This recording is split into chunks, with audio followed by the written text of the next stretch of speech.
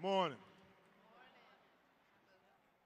First off, I want to give honor to God and His omnipotent wisdom. He's the planner and doer of all things, and through His plan, there's no imperfections and there's no faults and no mistakes. And I want to thank the community.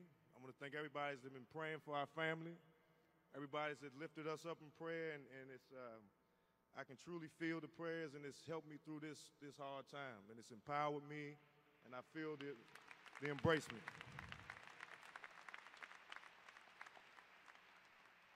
And these past few days have been a wonderful tribute. Everything has been appropriate, everything has been fitting, and I want to thank personally my stepmother, Cora Masters-Berry.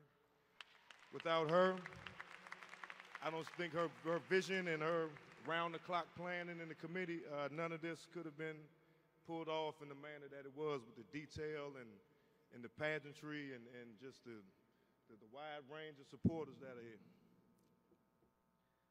So first I want to speak on the man Marion Berry. Many of us knew Marion Berry in a lot of different capacities. Some of you knew Marion Berry, the community activist. Some of you knew Marion Berry, the politician. Some of you just knew Marion Berry as a friend. But today I wanted to speak on the side of Marion Berry I knew. You know, just as it being his son.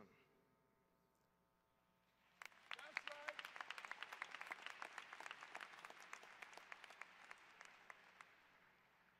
First off, first side of Marion Berry I wanted to speak on was Marion Berry, the teacher and the chemist. And I remember many nights when I was in the 7th grade and struggling with chemistry, and he would sit me down, and like I said, he knew the periodic table like the back of his hand even years later. But I'm not talking about the chemist in the classroom sense. I'm talking about the chemist and the formulas that he used for his leadership and why he was such an effective leader.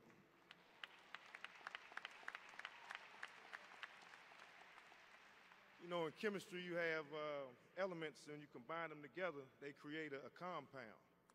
You know, and he had some compounds for the way he handled his business. He said if you take 1 part courage and 1 part determination, you can accomplish any goal. You know, if you take 1 part faith and 1 part prayer, you can protect yourself from any harm. If you find yourself and you're short on resources and you're short on and you feel like you can't get something done and you're short on money and resources, all you need is unity and have your people behind you, and you can get anything done. The second side of Marion Berry I wanted to talk about was Marion Berry the gardener. Not that he had a green thumb or he planted plants or flowers or anything. I mean a gardener in the theoretical sense. He was a man that could, what does a gardener do? He sees a barren strip of land. He tills the soil. He chases the snakes away. He removes the bugs. He removes the weeds. So you have a fertile soil.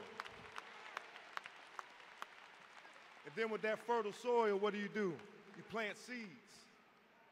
You plant seeds and you water it and you make sure it gets the proper sunlight and the proper nourishment.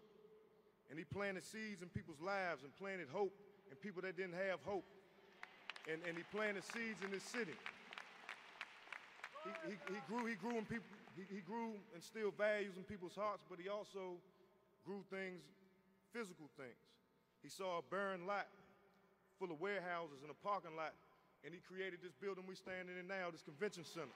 He grew that out of the ground. He grew the Verizon Center.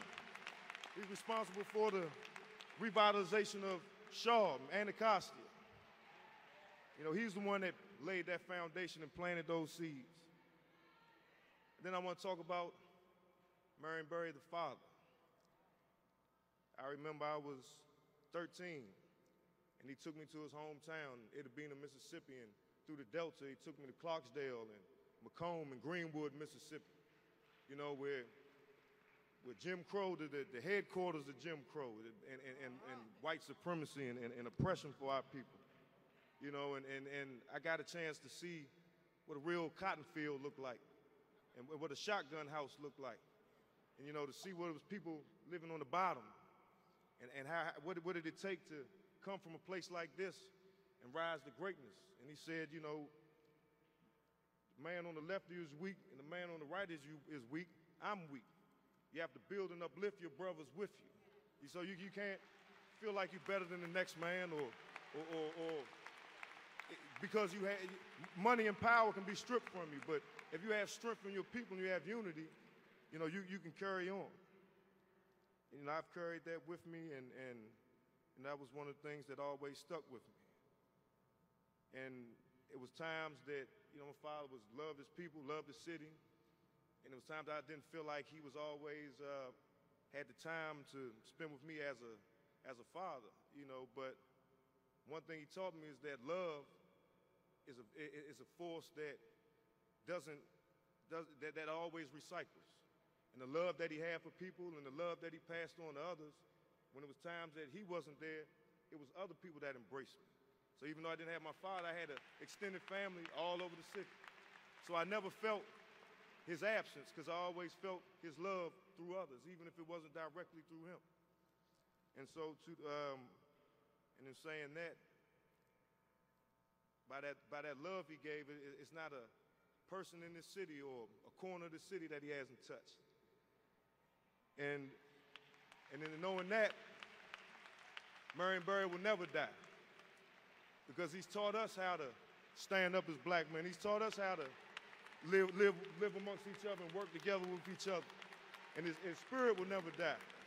So as long as we take the things he taught us and the values, you know, they say D.C. will never be the same because Marion Barry's gone. You're right. Because now there's thousands of millions of Marion Barrys out here. So he'll never die. He's immortal now. And I just want to say, you know, I've lost my father, but I always had my spiritual father. In 1991, at the old convention center on 9th Street, this was when he was going through his time, his trial, and a lot of his friends had abandoned him, and that was the first time I met Minister Farrakhan. He took me to hear him speak, and that empowered me and left the biggest impression on me, because I knew that I seen his friends leave him, I seen business people leave him, but I had an army of black soldiers that were behind us. And I always knew that, and I just wanted to let you know that, brother, that always meant the world to me. And you embraced each other's friends, and more than you all just being black leaders, I knew that was his brother, and you were his friend. And it's just only appropriate that on this day, I'm able to introduce the minister and bring him on. So I just want to thank everyone, and I want to introduce the Honorable Minister Louis Farrakhan.